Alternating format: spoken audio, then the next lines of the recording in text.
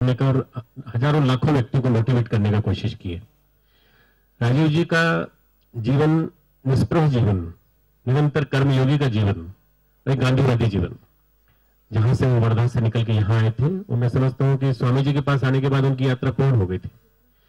जैसे हरिद्वार आके बहुत सारे लोगों की यात्राएं पूर्ण हुई है और यहाँ से उन्होंने बहुत बड़े बड़े आंदोलन चलाए हैं। तो यहाँ आने के बाद उन्होंने जो भारत स्वाभिमान आंदोलन की जो पृष्ठभूमि बनाई, जो उनका ज्ञान था, मैं समझता हूँ स्वामी जी उनकी धरोहर के बारे में कह रहे थे, मैं उनके ज्ञान की धरोहर को सबसे बड़ी धरोहर मानता हूँ।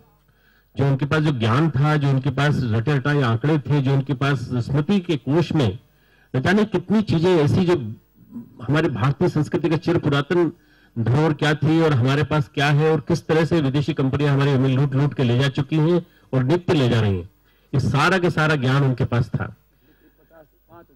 5,000 वर्षों का ज्ञान एक व्यक्ति के कंप्यूटर में होना, कंप्यूटर की याददाश्त सीमित हो सकती है पर उनकी याददाश्त असीम थी। मैं इतना मानता हूं, ऐसे असीम स्मृति वाले, ऐसे अपरिमित क्षमता वाले व्यक्ति मैंने बहुत कम देखे हैं इस धरती पर, बहुत कम देखे।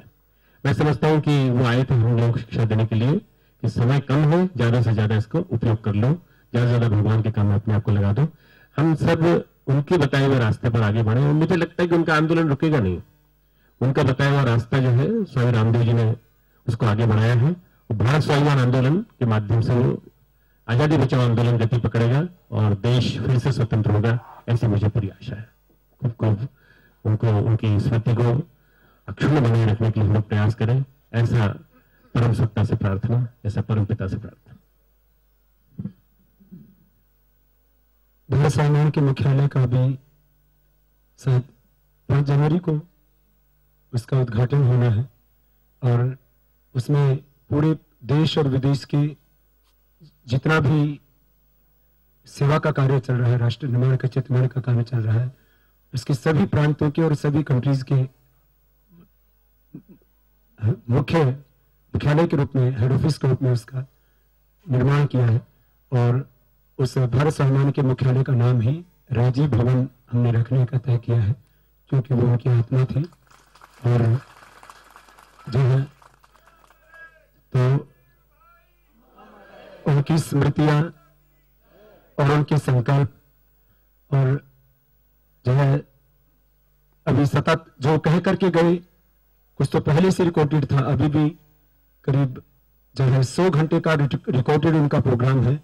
तो लगातार वो संस्कार के ऊपर आज से ही प्रारंभ हो, कल से ही प्रारंभ हो गया है, वो लगातार चलता रहेगा। उनकी वो आवाज निरंतर गूंजती रहेगी और मुझे लगता है कि अभी एक और जोश हम लोगों में भरेंगे कि सभी भारतीय 100% स्वदेशी का आग्रह रखेंगे और 1-2 नहीं, करोड़ों लोग आज संकल्प लेंगे कि हमें चाहे साबुन हो, चाहे शैम्पू हो, चाहे टूथपेस्ट हो, चाहे वस्त्र हो, चाहे जूता हो, चप्पल हो, पेन हो, घड़ी हो। अब पहले जिनको संस्थान के अंदर उपहार के रूप में या किसी व्यक्ति ने किसी पहले खरीद ली है, उनको जलाने के लिए तो मैं नहीं कहूंगा। जैसे संस्थान में भी 2-4 गाड़ियां पहले किसी ने दान आदि में दे दी, लेकिन अब हमने जो खरीदी सारी गाड़ियां करीब 200 की करीब महिंद्रा या टाटा की गाड़ियां खरीदी सारी।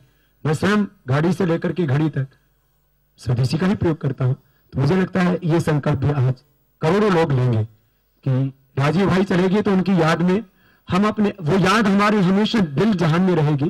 कह रहा हूं मैंने जब कहा कि ये चीज दरअसल बहुत देर में समझ में लोगों को आती है और उसको हमने अब बहुत लोगों के बीच में रखा है कि किस तरह से हर वर्ष लाखों करोड़ रुपए की देश की लूट होती है। तो आज सभी 100% जो पहले है अपने पास सामान में, उसको फेंकने के लिए नहीं बोलूंगा, लेकिन आगे से कोई भी सामान आप विदेशी नहीं खरीदेंगे।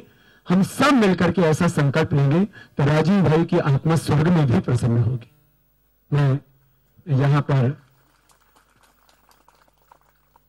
जो तालियां नहीं बजाएंगे अभी सभा में, क्योंकि उत्साह में हम लोगों की आदत है ताली बजाने की, तो थोड़ा सा अपने उत्साह को आप नियंत्रित रखेंगे और यहाँ पर उनको अपने शाब्दिक आंतरिक हार्दिक श्रद्धांजलि अर्पित करने के लिए मैं हमारे बीच में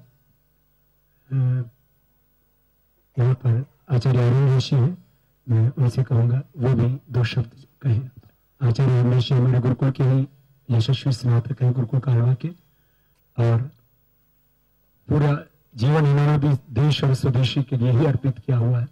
मैं तो एक दिन आई सुनी तो मैं हैरत में आ गया। कितनी आयु लगती होंगी? तो 64-65 कितने? तो मैंने कहा अरे इतना ओज और तेज है। और ये भी राजीव भाई से हृदय से बहुत प्रेम करते थे। ओम ये युध्यन्ते प्रदनेषु शूरास ये तनुतजा येव सहस्र दक्षिणास्तांच देवापि गच्छतात। पूज्यपाद पवित्र आत्माओं, एक महान आत्मा आज अपना प्रकाश फैलाकर अपने शरीर को अग्नि में विलीन कर गया है, तो निश्चित रूप से दोबारा जन्म लेकर उस कार्य को प्रारंभ करेगा। मुझे 3 मौलिक बातें कहनी है। इस वेद मंत्र में कहा ये युध्यन्ते प्रदनेषु शूरास, जिन महान आत्माओं ने राष्ट्रीय यज्ञ के लिए, धार्मिक यज्ञ के लिए, मानवता के लिए अपना जीवन बलिदान किया है, आओ सच्ची श्रद्धांजलि यही है कि उनके पीछे उनके कार्यों को करने का संकल्प करें। सबसे बड़ी बात यह है कि जो उनका कार्य और वो जितनी विनम्रता से करते थे, वो जब भी मिलते थे मेरे पैर छूने का प्रयास करते थे। मैं उनके प्रति बड़ा विनम्र, जब फोन करता था तुरंत बताते थे। कई बार भेंट होती थी, हार्दिक प्रसन्नता होती थी। अच्छे लोगों के यहाँ जो लोग प्राय स्वदेशियत की बात करते हैं, संस्था का नाम नहीं लूंगा, लक्ष्य देखता था तो मैं कहा इसको उठा के मैं फेंक दूं क्या? बात करते हो स्वदेशी, घर पे कैसे है, ध्यान रखो। तो आज एक बात का संकल्प करना है हमें कि उनके कार्यों को पूर्ण करना है, अंदर और बाहर से। केवल नारा नहीं, केवल इश्तिहार नहीं छापना, ये चीजें प्रयोग करो ना करो। अंदर को देखो, कपड़ा सफेद हो जाएगा थोड़ा ज्यादा कोई बात नहीं, लेकिन मन तो मैला हो जाएगा। भारत माँ का क्या बनेगा जब सारा पैसा बाहर चला जाएगा? थोड़ा स्वाद तो आपको आ जाएगा लिम्का कैंपा पीकर, लेकिन भारत माँ का क्या बनेगा? स्वास्थ्य बिगड़ जाएगा। अंदर से संकल्प करो।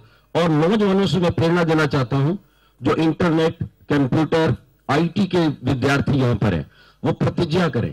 पूज्यपाद अपने भारत गौरव स्वामी रामदेव जी, पूज्यपाद गुरुदेव आचार्य बलदेव जी महाराज के चरणों में वो समर्पित करें अपना जीवन, कि जो जिस तरह से बुद्धि पूर्वक पूरी दुनिया की इंटरनेट की खोज करके वो सामग्री निकालते थे, जिसके बलबूते पे ये सारा आंदोलन चल रहा था, वो अपना जीवन समर्पित करके इस तरह के आंकड़े और इस तरह का कार्य पूरा करें। मैं चाहूंगा अगर ऐसे कुछ नौजवान हैं तो हाथ खड़ा करके पूरा जीवन अपना संकल्प करें। एक नहीं, हमें कई राज्य मिलेंगे। एक बात। दूसरी बात जो मैं कहना चाहता हूं, व्यक्तियों को जिन्होंने लंबी लड़ाई लड़नी है, उनको अपने आप को संभालना चाहिए। मैंने पूज्य स्वामी रामदेव जी को जैसी सूचना मिली, विनम्रता से मैंने प्रार्थना की, स्वामी जी बहुत काम है, बहुत लड़ाई है, लेकिन जल्दी चले जाएंगे तो कोई फायदा नहीं। 6 घंटे सोना आवश्यक है। आहार, निद्रा, ब्रह्मचर्य। ब्रह्मचर्य की तो आप प्रतिमूर्ति है, आहार सात्विक है, लेकिन विश्राम नहीं हो पाता। मैं जब मान्यवर राजीव जी को देखता हूं, कुछ तो पीड़ा लोगों ने पहुंचाई होगी, वो भी एक बहुत बड़ा एक प्रहार है। और प्रहार जब पड़ेगा, बलिदान तो होगा ही ना, व्यक्ति समझौता करता नहीं, बलिदान तो उनका हुआ ही है, निश्चित रूप से प्रहार भी पड़ा है। परंतु ये हम संकल्प करें, जो भी कार्य करता है, कि हमारी आयु लंबी हो, हम स्वस्थ रहें, हम समय पर खाएं और सोएं 6 घंटा अवश्य। वाम शाही दुर्भुंजाना क्षणमुत्री द्विपुरुषिका व्यायामी ब्रह्मचारी च शतम वर्षाणी जीवती।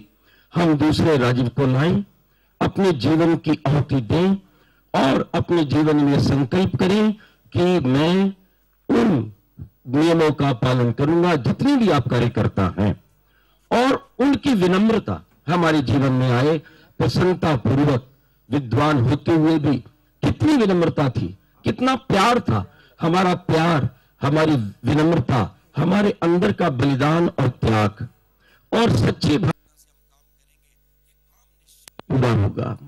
देश के हित जो कट जाए वो माथ मुझको दो, गरीब को नारी निर्धन को जो उठा ले वो हाथ मुझको दो। तड़प उठे देखकर राष्ट्र की पीड़ा को, दिल में राजी से नाथ मुझको दो। यही मेरी श्रद्धांजलि है।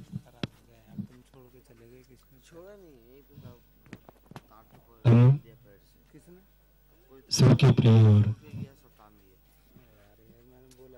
इस माँ भारती के उस अनमोल सपूत को, जिन्होंने अंगुली पकड़ करके इस राह पर चलना सिखाया, वो राम धीरज जी इलाहाबाद भी उनके बहुत बड़ी कर्मस्थली रही है। और मैं भाई प्रदीप जी से कहूंगा कि राम धीरज जी कहाँ पर होंगे। अभी राम धीरज जी जहाँ पर भी हैं वो दर्शन दे तो हम सबको आनंद होगा। और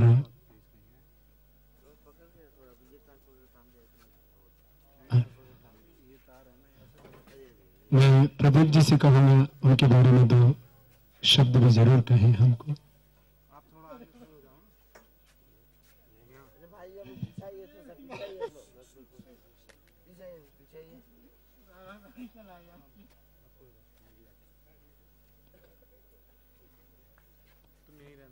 सभी और आचार्य श्री और सभी आदरणीय मंच पर आसीन, आपको आपकी जानकारी के लिए मैं थोड़ी सी एक बात ये कहना चाहता हूं कि जब विद्यार्थी जीवन में राजीव भाई इलाहाबाद में थे तो पढ़ाई के साथ साथ जो काम शुरू किया सामाजिक काम, तो हमारे राम धीरज जी हैं, ये छात्र युवा संघर्ष वाहिनी के पुराने साथी हैं। इन्होंने उंगली पकड़ के राजीव भाई को सामाजिक जीवन में उतारा। तो हमारे डॉक्टर बनवारी लाल शर्मा जी हैं, उनसे पहले भी हम मानते हैं कि नेताजी, हम उनको बोलते हैं प्यार से, नेताजी ने हमको इस जीवन में, सामाजिक जीवन में उतार के लाने का जो काम है वो नेताजी का है। तो 2 शब्द नेताजी की तरफ से मैं चाहता हूँ श्रद्धांजलि स्वरूप।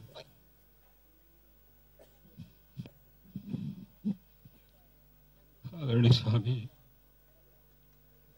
मेरे सभी राज्यों के प्रिय साथियों, मेरे लिए तो बहुत बड़ी व्यक्तिगत क्षति है,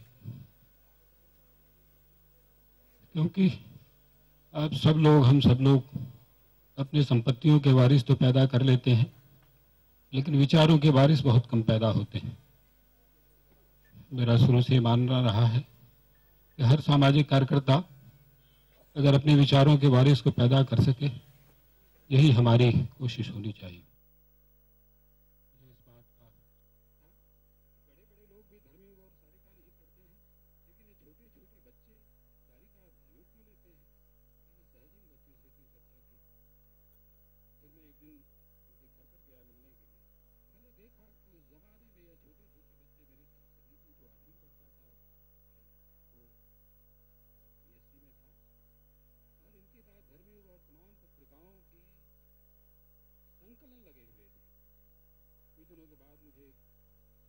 जब इलाहाबाद में सांप्रदायिक दंगा हुआ था, उसके लिए हमको एक चित्र प्रदर्शनी लगानी थी। धर्मयुग के वहाँ चाहिए थे, पूजा प्रेयर हो या नमाज, तो उसका एक बहुत सुंदर चित्र धर्मयुग में छपा था। मैंने बहुत ढूंढा, कहीं मिला नहीं। मुझे याद आया कि शायद उन बच्चों से पूछूं धर्मयुग लेते हैं। जब मैंने पूछा, एकदम सिलसिलेवार उनके पास लगा हुआ था और उसने तुरंत निकाल कर मुझे दे दिया। मुझे आश्चर्य हुआ कि यह छोटे छोटे बच्चे कैसे इतने संग्रह के साथ, इतनी दूर की योजना के साथ काम करते हैं।